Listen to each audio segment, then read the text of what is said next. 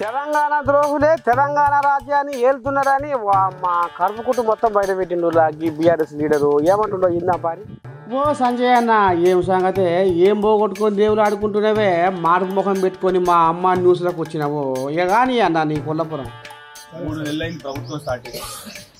120 హామీలు 3 నెలల్లో అన్ని హామీలు, 100 రోజుల్లో అన్ని హామీలు నెరవేరుస్తారని చెప్పారు. మరి ఇంటికి ప్రభుత్వం ఏం చేస్తూ ఉంది? తిరుగున ఒక్క పని చేసిన వాగ్దానం చేయకపోగా తిరుగు ప్రజల దగ్గర నుంచి దోచుకునే ప్లాన్లో ఉంది ప్రభుత్వం. ఏ ఊకోవే నీ మాటలు చల్లకుండా పెత్తన చేపట్టి 3 నెలలన కాదా టికెట్ లేకుండా ఫ్రీ బస్సులు పెట్టింది. రాజీవ్ ఆరోగ్యశ్రీ 10 లక్షలకు పెంచింది. 200 యూనిట్ల కరెంటు బిల్లు మాఫీ చేసింది. తెల్ల రేషన్ కార్డు ఉన్న అక్కజెల్లెలకు సిలిండరు 500కే ఇయ్యబట్టింది. మీరు 10 ఏళ్ల సంది పక్కేసి పండబెట్టి అభివృద్ధి పనులు చేయకుండా ఇంకా మీదంగా జనాలకు తెలంగాణ నెత్తి మీద 7 లక్షల కోట్లు అప్పు చేసి మంది నెత్తులు కొడితే ఏం లేదు. కానీ అదప 6 నెలలన్నా అయిందా మా కాంగ్రెస్ సర్కారు వచ్చి అని వాళ్ళు గుంపిస్తారు. కానీ ఓ దిక్కో అయినా మేము సాధ్యమైనంత వరకు పోరాడుతూనే ఉన్నాము. రైతు నేస్తంతో మొదటి దశలో 110 అసెంబ్లీ నియోజకవర్గాల్లో 4 కోట్ల పైచిలకు పైకము విడుదల చేసినాం. వ్యవసాయాన్ని లాభసాటిగా మార్చేందుకు రైతులకు చేదోడు వాదోడుగా డిజిటల్ ప్లాట్ఫారం తయారు చేసుకొచ్చినాం. గ్రామాల నుంచే రైతులు ఆన్లైన్లో తమ పంటలకు సలహాలు సూచనలు అందించే ఏర్పాటు చేస్తున్నాం. ప్రతి మంగళవారం శుక్రవారం అధికారులను ఆన్లైన్లో పెట్టే మేము అవగాహన కార్యక్రమం చేపడుతున్నాం, దర్జా చేస్తున్నామని రేవంతమయ్య ఓ దిక్కుగా చెప్పుకొస్తుండగా నేను ఇనురు మీరు కూడా ఈ రైతు నేస్తం విధానం ద్వారా ప్రభుత్వము రైతులతో కలిసిమెలిసి భవిష్యత్ కార్యక్రమాలు తీసుకుంటారని చెప్పి కార్యక్రమాన్ని తీసుకోవడం జరిగింది.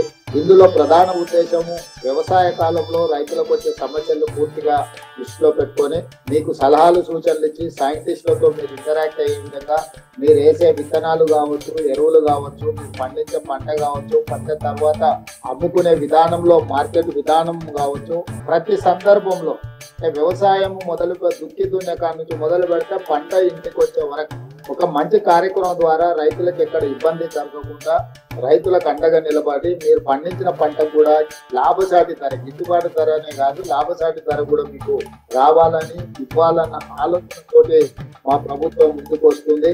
అది రైతు భరోసా కార్యక్రమం కావచ్చు, రైతు రుణమాఫీ కావచ్చు, రైతులకు విత్తనాలను అందుబాటులో తీసుకురావడం కావచ్చు, మార్కెట్లో ఐకేపీ సెంటర్ల ద్వారా ఇతర ప్రభుత్వ మార్కెట్ యార్డ్ల ద్వారా మీకు అందుబాటులోకి తీసుకొచ్చి అది మిర్చి కావచ్చు, పత్తి కావచ్చు, పసుపు కావచ్చు, ఎర్రజొన్నలు కావచ్చు, కందులు కావచ్చు, సోయాబీన్ కావచ్చు, ఇట్లాంటి ప్యాడీ వరి కావచ్చు, ఈ అన్ని పంటలు కూడా పండించి దాదాపుగా 26 రకాల పంటలు పండడానికి తెలంగాణ రాష్ట్రంలో అవకాశం ఉంది.